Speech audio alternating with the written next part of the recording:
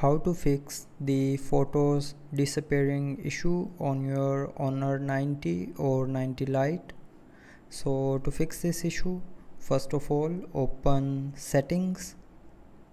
Now in settings, scroll down and tap on apps.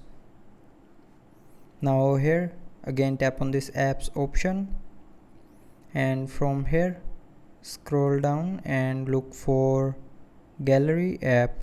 So tap on gallery. Now go to its storage, and from here clear the app data and cache memory of the gallery app. So to clear the cache memory, tap on clear cache, and to clear the app data, tap on clear data, and then from the pop-up tap on delete to confirm. Now after doing this, the photos disappearing issue will be fixed. But if you still can't find your missing photos, then the next solution is check hidden files. So for that, open Files app, click on this three dot more option on the top right corner, and go to browse and then tap on this three dot more option and then tap on settings.